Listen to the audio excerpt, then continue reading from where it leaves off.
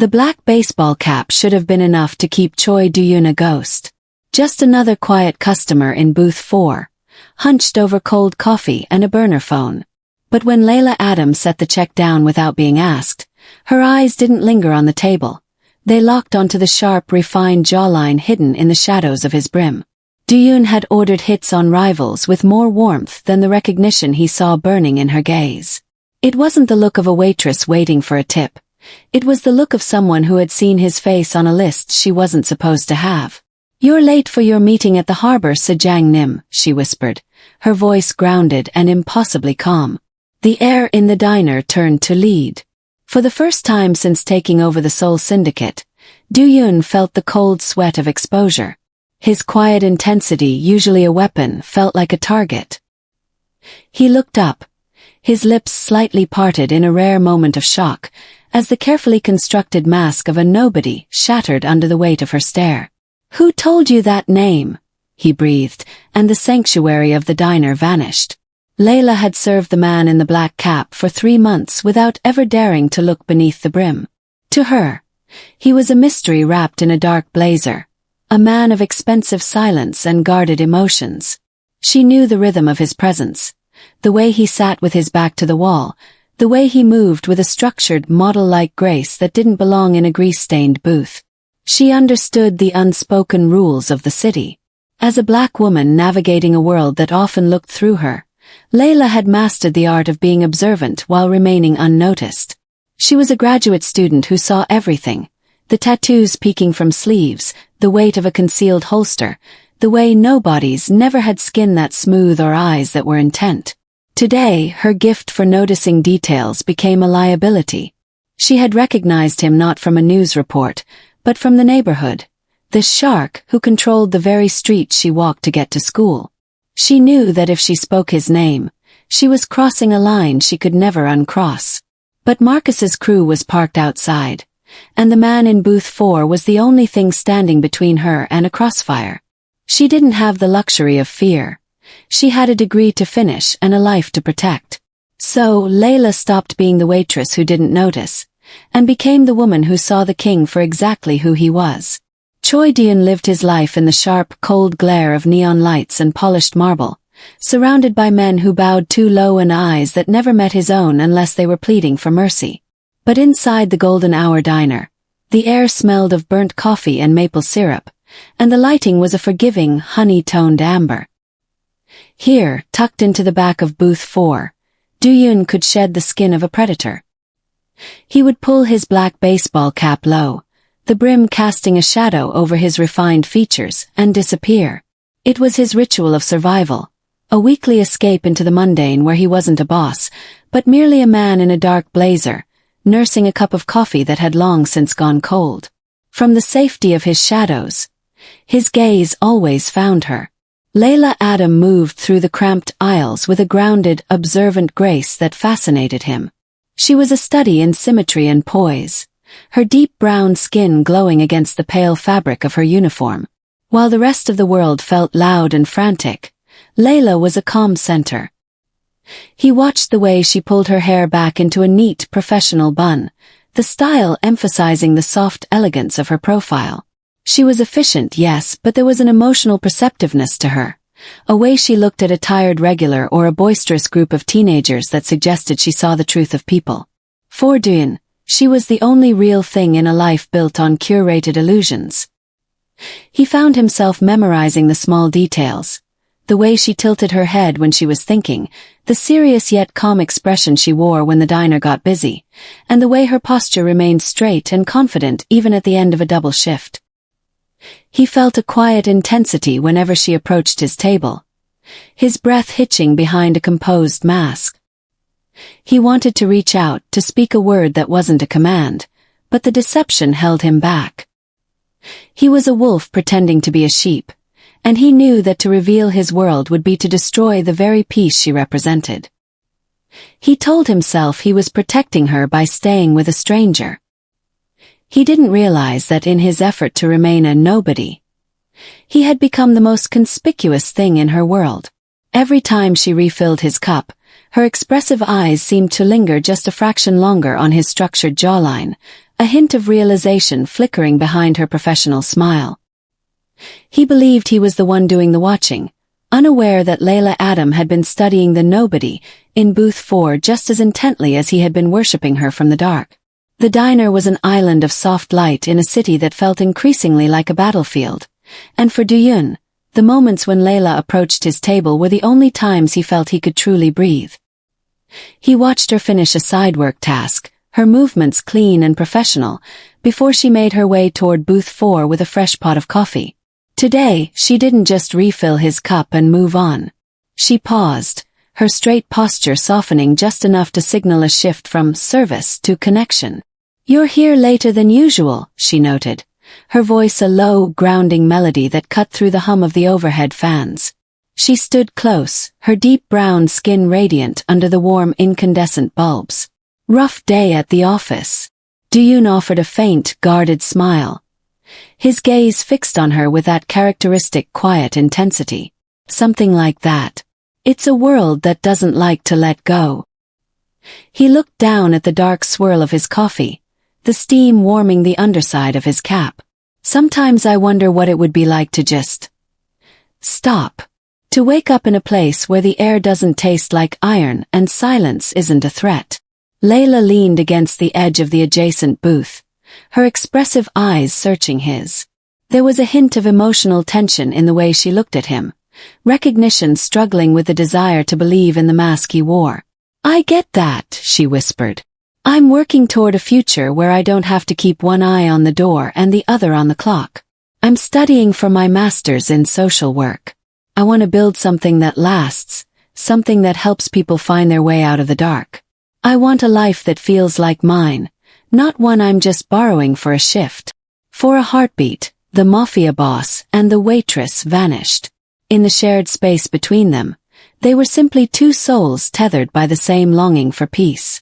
Duyun felt his lips part, a confession of his own dreams nearly escaping, dreams of a life with a woman like her, where his sharp facial features didn't have to be a warning.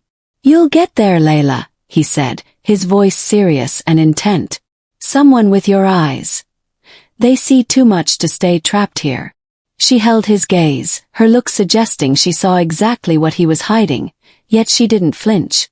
"And you? What are you waiting for?" "A reason to leave," he admitted, the honesty of it echoing in the small space between them. The illusion of the ordinary felt fragile, a thin glass wall about to shatter, but for this one moment, Duyun allowed himself to believe that love could be found in the silence of a corner booth. The fragile peace of the golden hour diner was shattered not by a scream, but by the soft chime of the bell above the door. 3 men entered, their presence instantly curdling the warm, syrupy air. They didn't look like the usual late-night crowd. They wore the heavy, dark coats of men who had something to hide and moved with a jagged, predatory energy that made the other patrons lower their heads. Duyun didn't move, but Layla felt the shift in him immediately. His upright posture, previously relaxed in her presence, became a statue of coiled tension. His gaze, once fixed on her with quiet intensity, shifted toward the reflection in the dark window, his lips thinning into a hard, dangerous line. Layla stepped toward booth 4, her heart hammering against her ribs. She was observant. It was how she had survived a neighborhood where the wrong look could end a life. She saw the men scan the room, their eyes stopping on the black baseball cap. One of them began to reach into his coat, his fingers twitching. Before the man could move, Duyun spoke. He didn't turn around, and he didn't raise his voice, but the tone that came out of him was unlike anything Layla had heard in their months of shared silence. It was a voice of absolute, terrifying authority. "The Gyeonggi docks are closed this time of night, Sang-woo. Tell your master he's searching in the wrong harbor." The name Sang-woo and the specific mention of the Gyeonggi docks acted like a physical blow. The lead man froze, his face paling as he recognized the nobody in the dark blazer. But for Layla, the realization was deeper. Sejangnim. The Korean word for boss or chairman flickered in her mind, a title she had heard whispered with fear by the older shopkeepers in the neighborhood when they spoke of the syndicate that owned the city's shadows. As Duyun adjusted his sleeve to reach for his phone, The dark blazer pulled back, revealing a flash of ink on his wrist. The tail of a dragon, intricate and lethal, a mark reserved only for the highest tier of the Choi family. Layla froze, her expressive eyes wide with a mixture of realization and concern. The man who had listened to her dreams of social work, who had looked at her with such soft, guarded emotions, was the very source of the darkness she wanted to help people escape. The mask hadn't just slipped. It had been incinerated.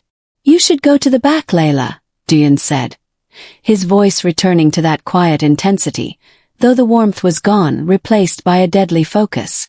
She stood her ground, her posture straight despite the emotional tension vibrating through her. "I know who you are," she whispered, the words hanging between them like a blade. "I knew the moment you spoke. You aren't a nobody." Duyun finally turned, his sharp facial features fully exposed, no longer hidden by the shadow of his cap. He looked at her with a profound, tragic intent. "I never wanted you to be right," he replied. "But now that you see me, I can't let them take you too." The silence that followed Layla's admission was heavier than the violence brewing outside the diner's windows. Duyun stood motionless, his upright posture usually a sign of unshakable control, but now it looked like the rigidity of a man bracing for an impact he couldn't deflect.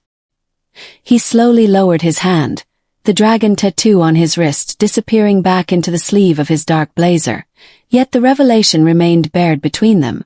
"You're Choi Duyun," Layla said, her voice steady despite the emotional tension vibrating in the air.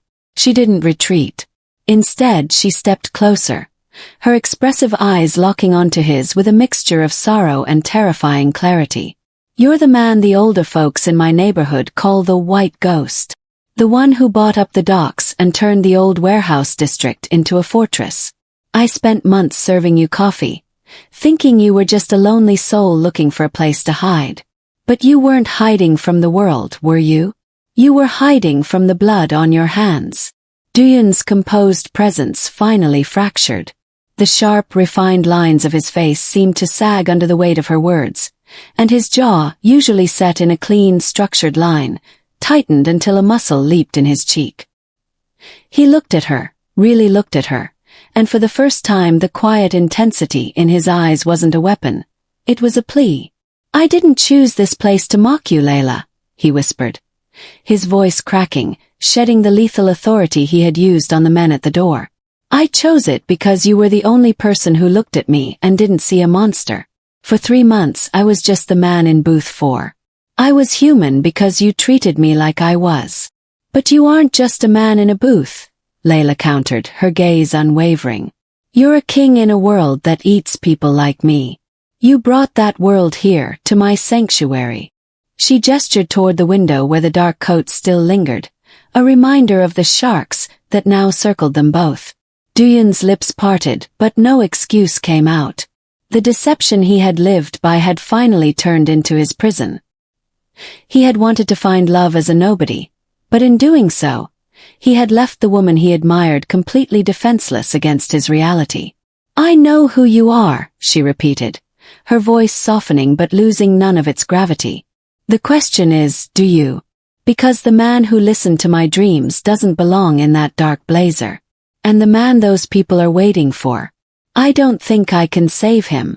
Duyun looked at his hands, then back at her, the mask of the Mafia boss completely gone, leaving behind only the deep thought and emotional weight of a man who realized he had finally been found, and it might have happened too late. The heavy silence of their confrontation was pierced by the sound of tires screeching on rain-slicked pavement. Outside, the dark-coated men were no longer hovering. They were moving with lethal intent, fanning out to flank the diner's exits. The sanctuary that Duyun had spent months cultivating was dissolving into a tactical kill zone. Duyun's reaction was instantaneous. The fractured, emotional man who had just stood trembling before Layla disappeared, replaced by the White Ghost. He reached out, his hand grasping Layla's shoulder, not with aggression but with a firm, grounding pressure that forced her to look at him. "Get behind the counter. Stay low and do not come out until I call your name. Do you understand?" Layla's eyes were wide, her breath hitching as she saw the predatory focus return to his sharp features. Do-yoon, you can't. Go, he commanded, the word a whip crack that brooked no argument.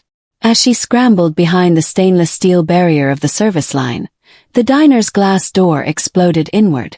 Shards of safety glass rained down like diamonds across the linoleum floor. Two men stormed in, their suppressed weapons raised. They weren't looking for money. They were looking for the head of the Choi Syndicate. Do-yoon didn't reach for a gun, not yet. He used the very booth where he had sat in quiet contemplation as a shield. With a fluid, model-like grace that had turned deadly, he vaulted over the table, using the momentum to drive his knee into the lead attacker's chest. The sound of ribs snapping was sickeningly clear in the quiet diner. Layla watched through the narrow gap beneath the counter, her heart hammering a frantic rhythm against her ribs. The man she had served coffee to was moving with a terrifying, rhythmic violence.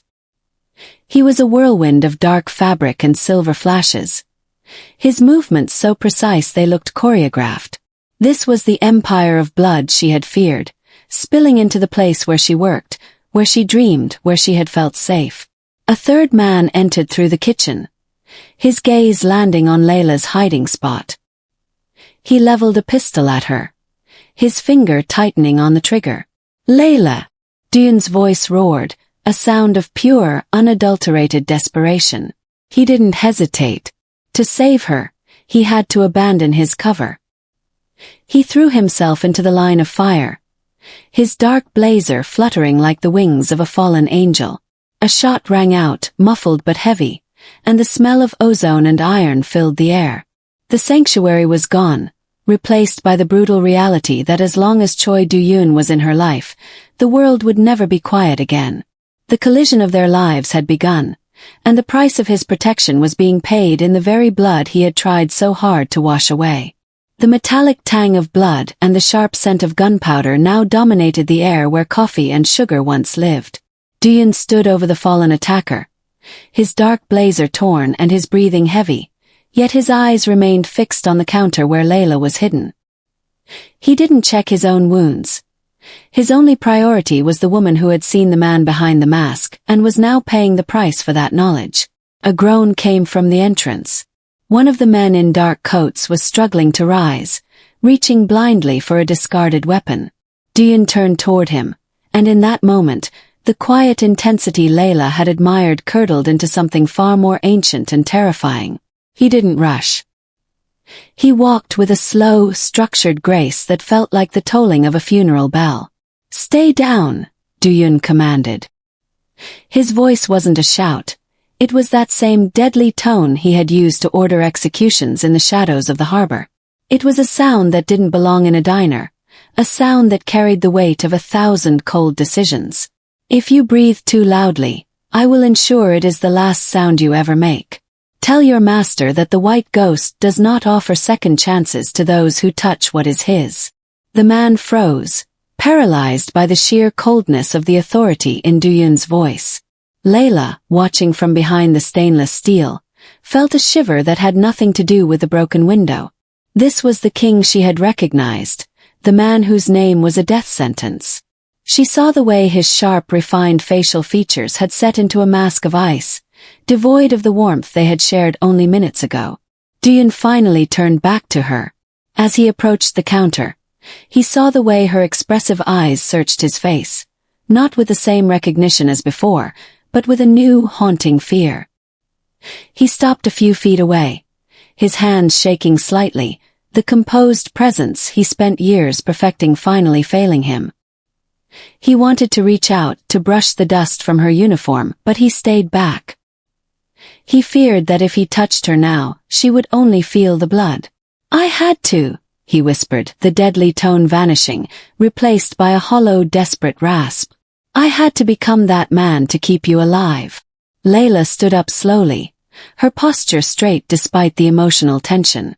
She looked at the wreckage of her sanctuary and then at the man who had saved it by destroying its soul. The price of his name had been paid, and as she looked into his guarded eyes, Do-yoon realized with a crushing weight that he might have saved her life only to lose her heart to the monster he had just revealed. The black SUV tore through the rain, leaving the shattered sanctuary of the diner far behind.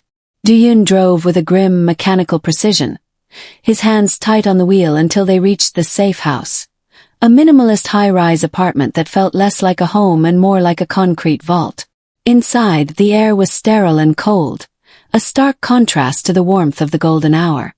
Layla sat on the edge of a designer sofa, her light-colored blouse stained with dust and a spray of iron-scented red that wasn't hers.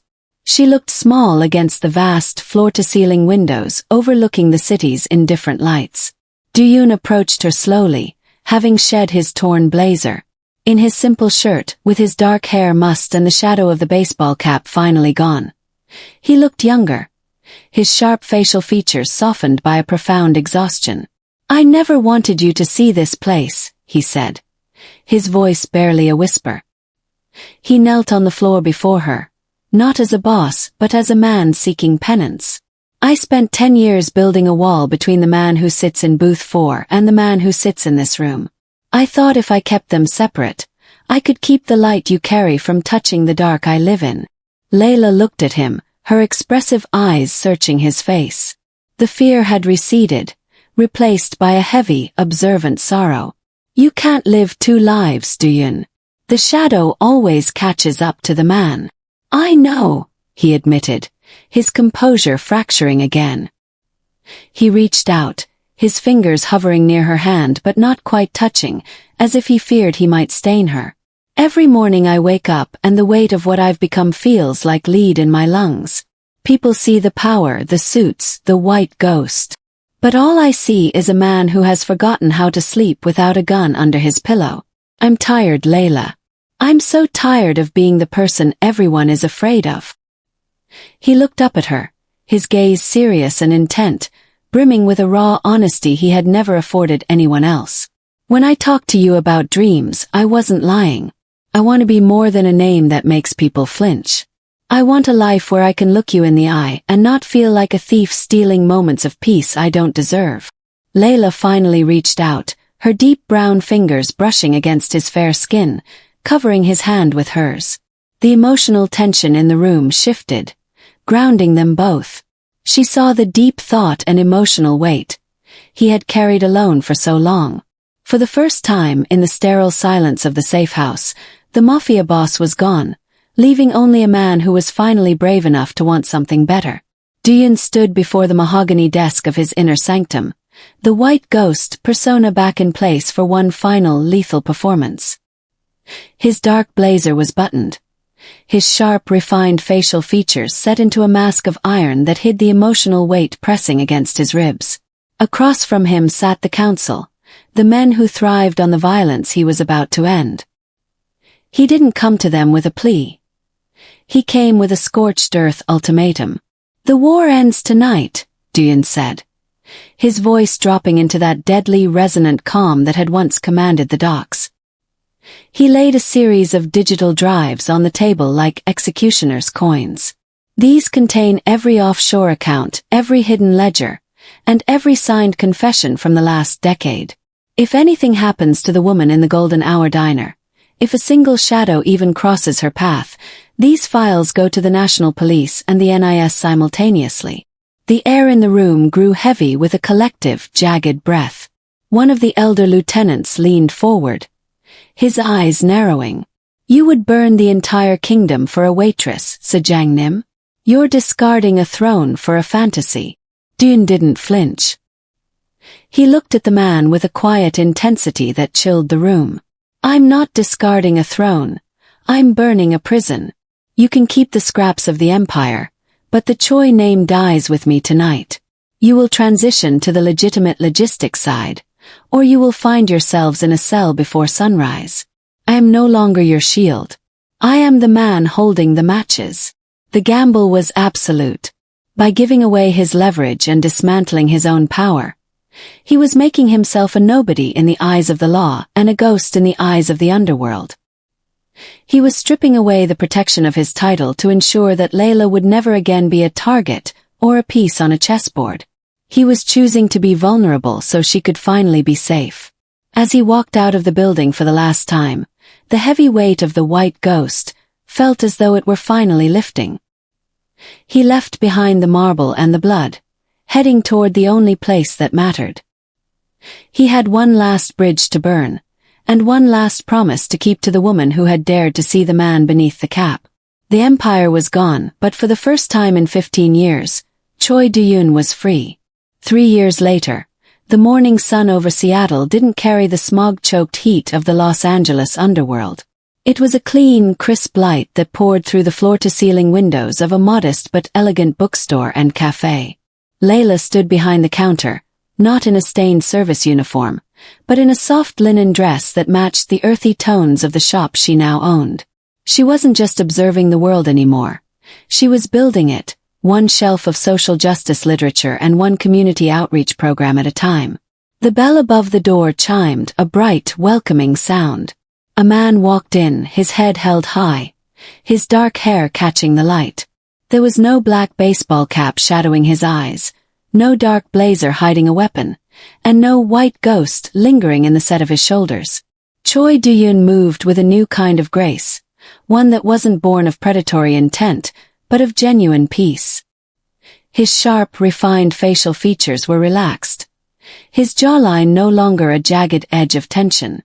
He didn't head for a hidden corner booth. He walked straight to the center of the room, his gaze fixed on Layla with a quiet intensity that was now filled with warmth instead of desperation. He set a small bouquet of wildflowers on the counter, his hand resting openly beside them. The dragon tattoo on his wrist was still there, a fading map of a life he had survived, but it no longer defined him. "The library project just got approved," he said, his voice steady and grounded. He had traded his empire of blood for a career in urban development, using his strategic mind to build neighborhoods rather than own them. "We start breaking ground in the spring." Layla reached out, her deep brown skin a beautiful contrast against his fair hand as she interlaced her fingers with his. She looked at him, and in that exchange, there was no fear, no deception, and no hidden titles. They were no longer two people playing parts to survive the night. "I saw the plans on your desk this morning," she whispered, her expressive eyes glowing with a quiet pride. "You're doing it, Do-yoon. You're finally more than what you were." He leaned in, kissing her softly in the middle of the bright, busy shop.